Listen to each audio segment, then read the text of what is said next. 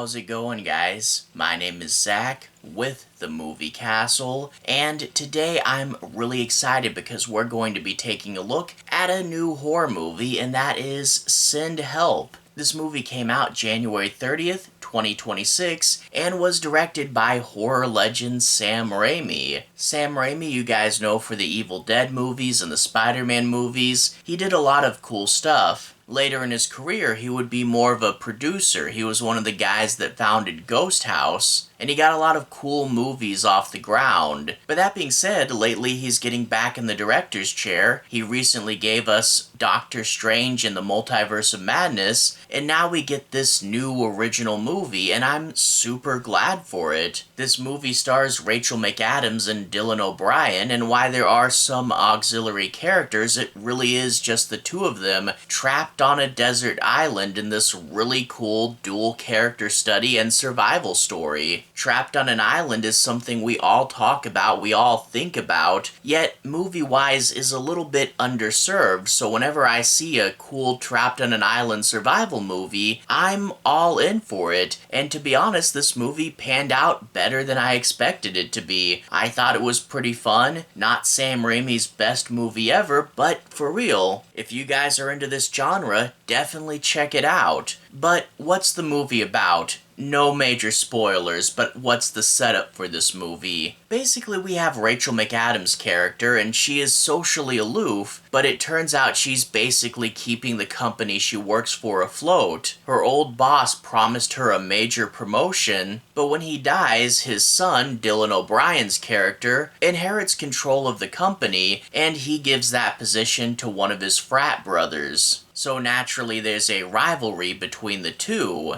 A group of them gets on a plane to go to a business meeting when the plane begins to crash, and it turns out Dylan O'Brien and Rachel McAdams are the only ones wearing their seatbelts, and we get a cool Sam Raimi sequence with people getting sucked out of this plane. And of course they crash land and wash up on a deserted island. And naturally from there the tables turn. Dylan O'Brien's leg is injured, so he's a little bit helpless at the start, and it turns out Rachel McAdams, before the plane crashed, was a survival enthusiast, and she knows all the cool little tricks. How to get food, how to get water, how to make shelter. So now she has the power. And I do want to say right off the bat while we're talking about it, I love that they do have fun little survival tricks in here. If you're going to be doing a movie about surviving on a desert island, show us something clever. And while this is more of a character study than anything else, it's always fun to see Rachel McAdams build something that you wouldn't think of. And there's this whole building element here, like you see how they construct their shelter and how they use their tools. And it really does feed into that what would you do and how would you survive element, which is crucial for a desert island movie. But as I said, it is more a dual character study. And honestly, both of them were much more interesting than I thought they would be. Rachel McAdams actually really does pull off this nerdy, socially aloof character at the beginning. She plays awkward really well, but you get to see this character go through multiple changes throughout the movie.